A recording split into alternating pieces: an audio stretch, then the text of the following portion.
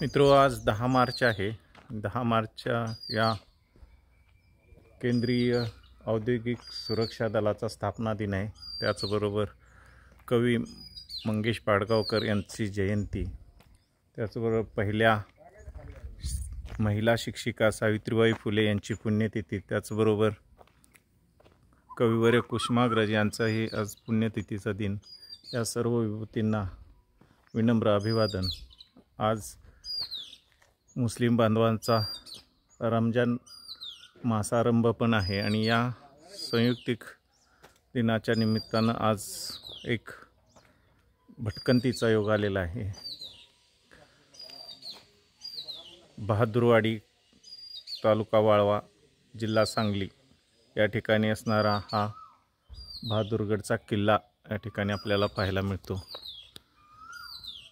सुरुवातीलाच प्रवेशद्वारातच या ठिकाणी किल्ल्यातील गणपती श्री सिद्धिविनायक मंदिर या ठिकाणी आपल्याला दिसतं आणि दोन्ही बाजूला या ठिकाणी खोल असा खंदक या ठिकाणी आपल्याला पाहायला मिळतो। अतिशय खोलगट असणारा हा खंदक आणि तितकंच उंच बुरुज, तटबंदी या ठिकाणी आपल्याला पाहायला मिळते आणि समोर हा गावगाड्यातला भाग।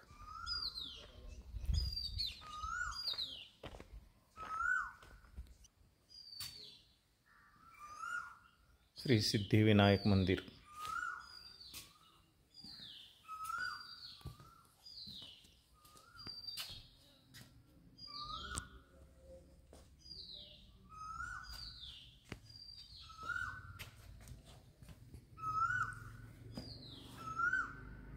पाषाणातील गणेश या ठिकाणी आपल्याला पाहायला मिळतो।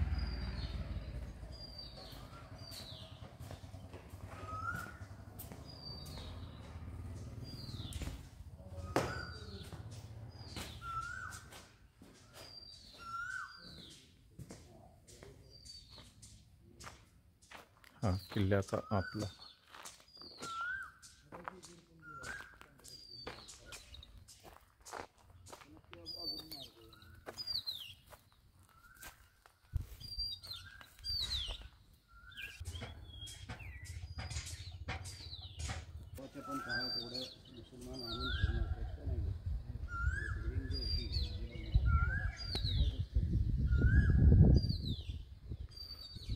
ठिकाणी काळा पांढरा झेंडा आपल्याला दिसतो आहे की जो या किल्ल्याचे सरकार, घोरपडे सरकार, त्यांचं हा निशाण या ठिकाणी आपल्याला असलेलंच दिसून येतं।